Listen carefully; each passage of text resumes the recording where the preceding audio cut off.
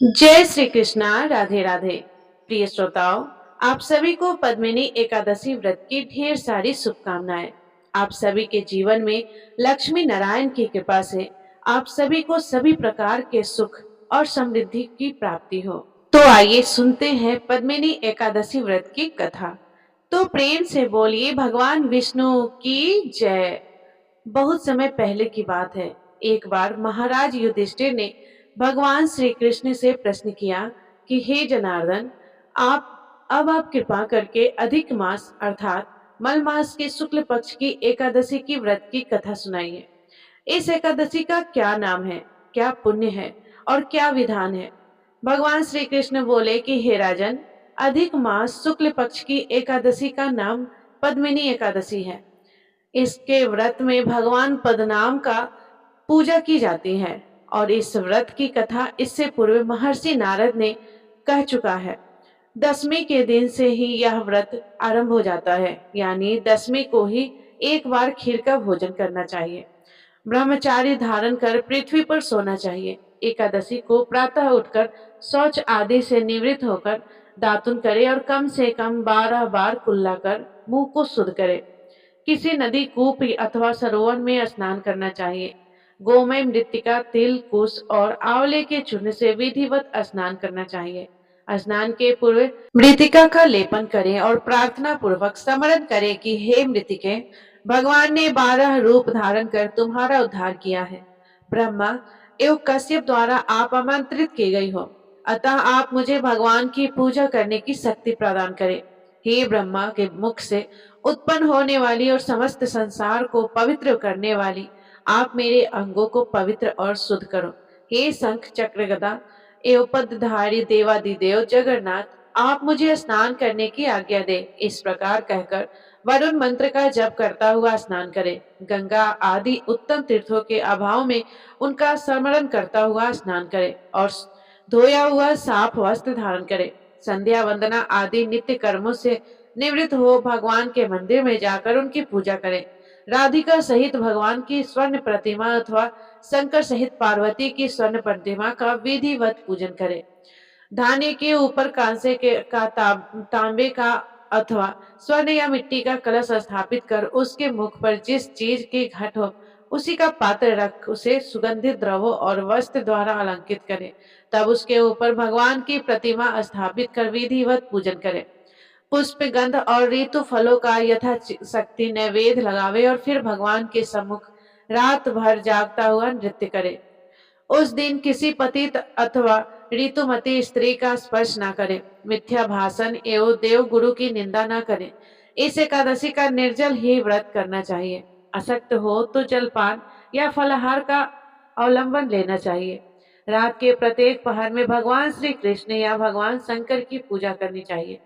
पहले पहर में नारियल का फूल, दूसरे पहर में बेलपत्र, तीसरे पहर में सीताफल और चौथे पहर में पुंगी फल यानी कि सुपारी फल अर्पण करनी चाहिए।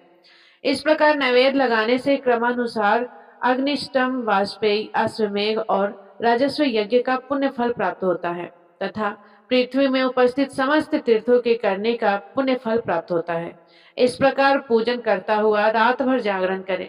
सूर्योदय होने पर स्नान कर भगवान का पूजन करें और ब्राह्मणों को भोजन कराकर भगवान की प्रतिमा एवं घट इत्यादि उनको दान दे। हे राजन, पद्मिनी एकादशी की विधि का विधान तो मैंने सुनिश्चित तुम्हें सुना चुका हूँ। अब इसके विषय भी की एक आख्यायिका जिसको महर्षि पुलस्त ने नारद जी से कही थी और जो अत्यंत ही सुंदर और पवित्र है, वह मैं तुमसे कहता हूँ। ध्यान पूर्वक सुनो। एक बार कार्तिकार्जुन ने रावण को बंदी बना लिया था और पुलस्त ने जाकर उसे मुक्त कराया था। इस कथा को सुन नारद जी ने पुलस्त जी से पूछा कि हे भगवान, यह बात मेरी समझ में नहीं आती कि त्रिलोक के विजय रावण को कृतिवीर्य ने किस प्रकार बंदी बना लिया था। नारद जी के वचन सुनकर पुलस्त जी ने कहा कि नारद, अब तुम कर्तव्य की उत्पत्ति सुनो तो तुम्हें समझ में आ जाएगा। त्रेता युग में कर्तव्य नामक एक महाप्रतापी राजा हुआ। यद्यपि उसके महल में एक से एक सुंदरी 100 रानियां थी, यद्यपि पुत्र किसी को नहीं था। उस राजा ने महर्षि के उपदेशानुसार अनेकों राजस्व यज्ञ और अश्वमेध यज्ञ किए। मगर कोई परिणाम नहीं निकला। तब राजा अत्यंत उदास और दुखी रहने लगा। सोचते सोचते तप करने के लिए जाने का निश्चय कर राज्य का भार मंत्री के मत्थे देकर तपस्या करने को चला गया। यह समाचार सुनकर उसकी एक रानी, जिसका नाम प्रमदा था, वह वेश तपस्विनी का बनाकर राजा के साथ निकल पड़ी। वन में जाकर राजा ने 1000 वर्ष प्रयत्न तपस्या की, मगर कोई फल नहीं हुआ। यह देख प्रमदा को बहुत ज्यादा दुख हुआ। एक दिन वह अनुसुईया के आश्रम में जाकर उनको प्रणाम कर उन्हें अपना समस्त वृतांत कह सुनाया। हे देवी, मुझे कोई ऐसी युक्ति बताइए कि जिससे मेरा मनोरथ पूर्ण हो। रानी की समस्त राम कहानी सुनकर देवी अनुसुईया ने कहा कि तुम अधिक मास को जो 32 महीने के बाद आता है, उसमें 2 एकादशियों होती हैं, पद्मिनी और परमा। यह दोनों ही एकादशी अतुल और अक्षय फल को देने वाली है। अस्तु, तुम इन दोनों एकादशियों का व्रत करो, भगवान का पूजन और भजन कीर्तन कर रात्रि में जागरण करो, तुम्हारी मनोकामना अवश्य ही पूरी होगी।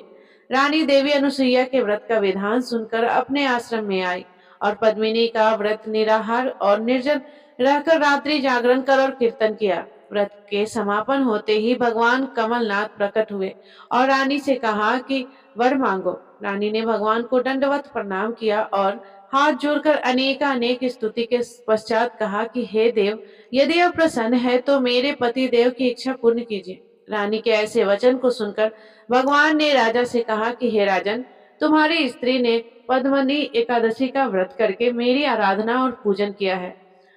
अस्तु, मैं प्रसन्न होकर कहता हूँ कि तेरी जो भी इच्छा है वह वर मांगो।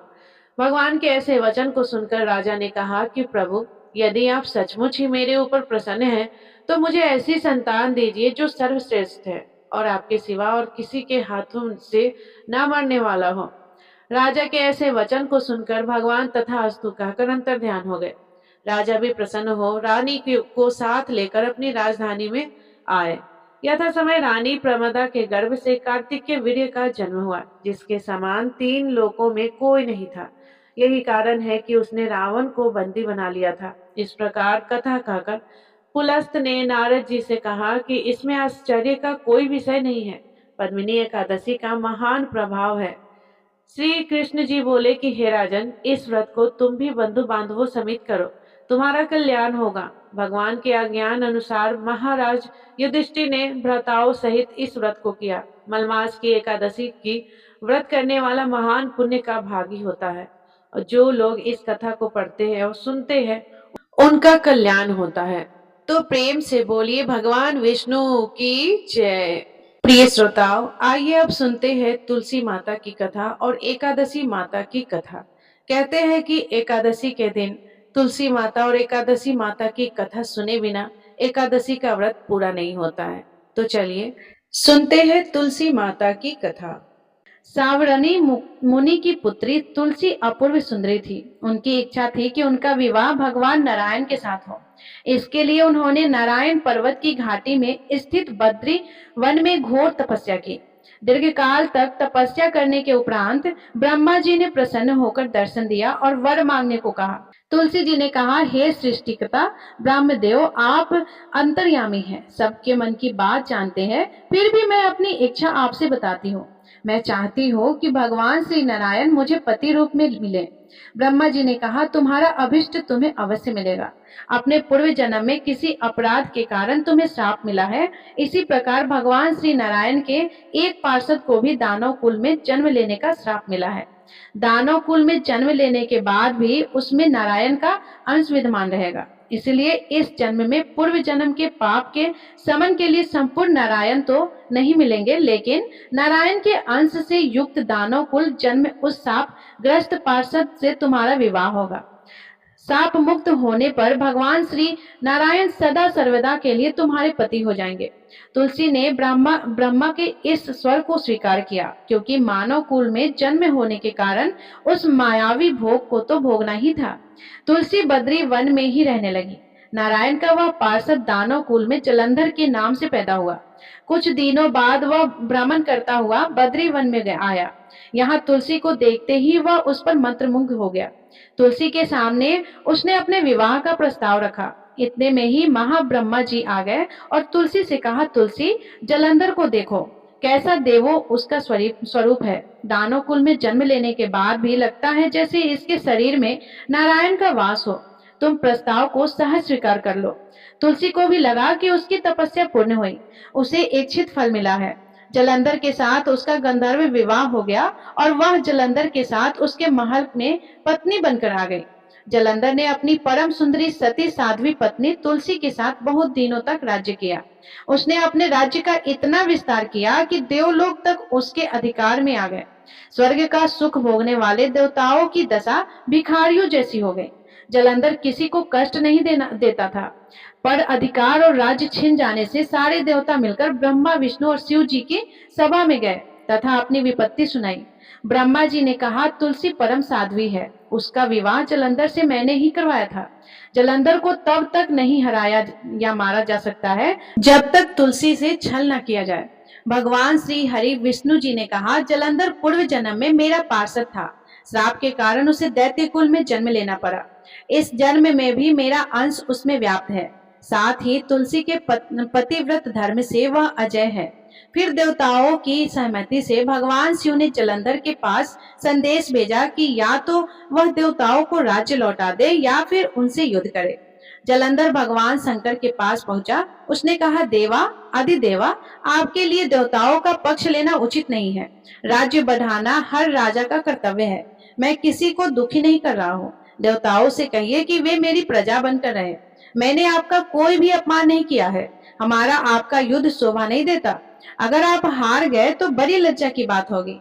मैं हार गया तो आपकी कीर्ति बहुत अधिक नहीं बढ़ेगी। भगवान शंकर फिर हंसने लगे।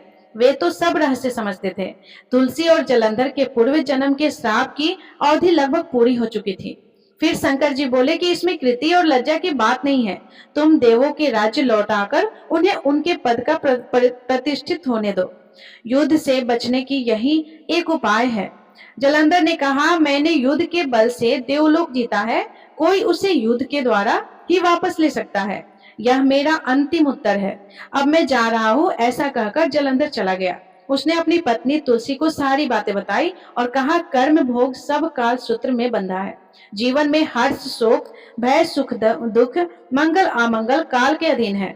हम तो केवल निमित्त है। संभव है भगवान शिव देवों का पक्ष लेकर मुझसे युद्ध करे। तुम चिंता मत करना, तुम्हारा सती तेज मेरी रक्षा करेगा। दूसरे दिन भगवान शंकर के नेतृत्व में देवताओं ने युद्ध छेड़ दिया। जलंधर ने भीषण वाणों की वर्षा कर उनका वेग रोका। उसके प्रहार से देवता डगमगाने लगे। उसने दानवी शक्ति का प्रयोग कर मायावी युद्ध आरंभ कर दिया। युद्ध स्थल पर वह किसी को भी दिखाई नहीं देता था, पर उसके अस्त्र शस्त्र प्रहार कर देवों को घायल कर रहे थे। देवग अपने अस्त्र चलाए तो किस पर चलाए, क्योंकि कोई शत्रु सामने था ही नहीं। कई दिनों तक इस तरह भयंकर युद्ध चला और जलंधर पराजित नहीं हुआ। तब शिव जी ने विष्णु से कहा कि विष्णु, कुछ तो उपाय करो, अन्यथा मेरा तो सारा यश मिट्टी में मिल जाएगा। विष्णु जी ने सोचा कि बल से तो जलंधर को हराया नहीं जा सकता, इसलिए छल का सहारा लेना ही पड़ेगा। उसने तुरंत अपना स्वरूप जलंधर जैसा बनाया और अस्त्र शस्त्र से सुसज्जित हो तुलसी जी के पास पहुंच गए और बोले, प्रिय, मैं युद्ध जीत गया। सारे देवता भगवान शंकर समेत मुझसे हार गए। इस खुशी में आओ, मैं तुम्हें अपने अंग से लगा लूं। पति को प्रत्यक्ष खड़ा देख तथा विजय का समाचार सुन वह दौड़कर मायावी जलंधर के गले से लिपट गई। इस प्रकार पति पत्नी दोनों ने आलिंगन हो खूब खुशी मनाई। पर पुरुष के साथ इस प्रकार व्यवहार से उसका सती तेज नष्ट हो गया। उसका सती तेज जो जलंधर की कवच के रूप में रक्षा कर रहा था, वह कवच नष्ट हो गया। जलंधर शक्तिहीन हो गया। यह जानते ही भगवान शंकर ने उस पर अपने त्रिशूल से प्रहार किया। त्रिशूल के लगते ही जलंधर जलकर भस्म हो गया। जलंधर के मरने को जानकर भगवान विष्णु अपने असली रूप में आ गए। सामने अपने पति जलंधर के स्थान पर भगवान विष्णु को खड़ा देख तुलसी बहुत विस्मित हुई। उसको पता लग गया कि स्वयं नारायण ने उनके साथ छल किया है। क्रोध में आकर तुलसी जी ने श्राप दिया और भगवान विष्णु से कहने लगी, एक सती स्त्री का सतीत्व भंग करने के अपराध में तुम हृदयहीन पत्थर हो जाओ। विष्णु जी ने तुलसी जी के श्राप को सिरोधार्य कर कहा, हे देवी, तुम्हारे तथा जलंधर के कल्याण के लिए मुझे ऐसा करना पड़ा। तुम दोनों को श्राप मुक्त करना था। तुम भी अब अपना शरीर त्याग कर तुलसी विरवा के रूप में जन्म लोगे और मेरी पूजा तुलसी दल से होगी। मैं शालिग्राम पत्थर बनूंगा, मेरे शीश पर तुम आदर से विराजमान होगी। तुम्हारे पति की हड्डियों के चूर्ण से शंख की उत्पत्ति होगी। उस शंख ध्वनि से देवताओं तथा मेरी पूजा आराधना होगी। जहाँ शंख ध्वनि होगी वहाँ मंगल में मैं विराजमान रहूंगा। तुमने पूर्व जन्म में बद्री वन में मुझे पाने के लिए बड़ी तपस्या की थी। अब अगले जन्म में मैं नारायण के रूप में बद्रीनाथ वन में स्थापित होऊंगा और मेरी पूजा अर्चना फल फूल से ना होकर तुम्हारी तुलसी दल से होगा। मेरे शीश पर विराजमान होकर तुम मुझसे भी ऊंचा पद प्राप्त करोगे। बोलिए श्री लक्ष्मी नारायण भगवान की जय। एकादशी माता की जय। बोलिए श्री तुलसी जी शालिग्राम जी की जय। प्रिय श्रोताओं, अब आइए सुनते हैं एकादशी माता की कथा। एक बूढ़ी माँ ने एक बार एकादशी का व्रत रखा। बड़ा ही भाव भक्ति से पूजा अर्चना की। उन्हें वृद्धावस्था में क्या बाधा थी, वे तो अपने पुत्र पौत्रों की सुख सुविधा के लिए व्रत रखने लगी थी। वे दिन भर तो जरा कठोर मन करके अपनी प्यास को रोकी रही। दिन में पूजा पाठ किया, कथा सुनी और पंडित जी को मिट्टी के पात्र में भरकर पानी और ऋतु फल दान में दिए। दोना भर के भूरा शक्कर वितरित किया। गर्मी के कारण बहुत बेचैन थी, इस कारण से बड़ी देर तक पानी में पड़ी रही और पानी के कुल्ला करती रही। अपना मुंह बार बार धोती। तब कहीं थोड़ा बहुत धैर्य बंध पाया। धूप तो तेज पड़ ही रही थी, इस कारण बार बार मुंह सूख रहा था। बूढ़ी माँ बहुत बेचैन हो रही थी, क्योंकि एक तो बुढ़ापा और दूसरे यह भयंकर गर्मी। वृद्धावस्था की स्थिति तो कुछ दूसरी ही प्रकार की होती है। जैसे तैसे रो धो के दिन कट पाया। अब पहाड़ सी रात सामने थी, उसका कटना बड़ा ही कठिन दिखाई दे रहा था। खटिया पर पड़े बुढ़िया माई को शांति नहीं मिल रही थी और वे बार बार करवट बदल रही थी।